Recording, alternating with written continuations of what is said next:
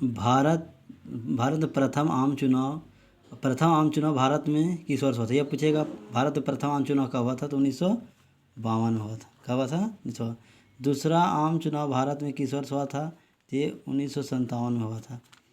भारत के पहले आम चुनाव में दूसरे स्थान पर कौन सी पार्टी थी? Communist party. कौन थी? Communist party. सन 1959 में जब कम्युनिस्ट सरकार को केरल में बर्खास्त किया तो केरल के किस नेता के नेतृत्व में कड़ा विरोध किया गया? तो डॉक्टर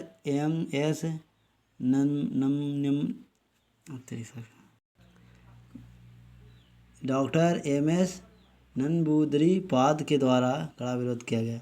भारत में वयस्क मताधिकार का उम्र सीमा क्या है? ये क्या है? 18 वर्ष। क्या है? 18 वर्ष। भारत में चुनाव आयोग का गठन जनवरी 1950 में हुआ, जिसके प्रथम चुनाव आयुक्त कौन थे?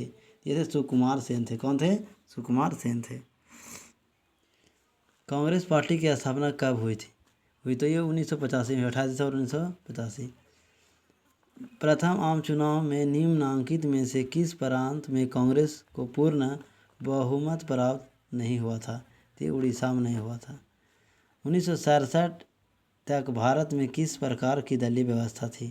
तो एक एकल आधिपत्यशाली दल व्यवस्था थी। वर्तमान में भारत में कौन सी दल व्यवस्था मौजूद है? तो ये बहुदलीय शासन में बहुदलीय व्यवस्था है। बहुदलीय व्यवस्था का मतलब क्या होता है? बहुदलीय जिसमें एक दल नहीं हो, इसमें बहुत सारे दल हो, उसे बहुदलीय शासन व्यवस्था कहते हैं, यानी बहुदलीय व्यवस्था भी कह सकते हैं।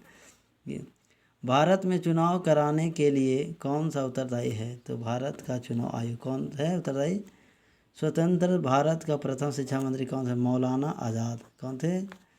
संविधान सभा की प्रारूप समिति के अध्यक्ष doctor Bhimrao Ambedkar. Congress socialist party के संस्थापक कौन थे? आचार्य नरेंद्र देव। कौन थे? आचार्य नरेंद्र देव।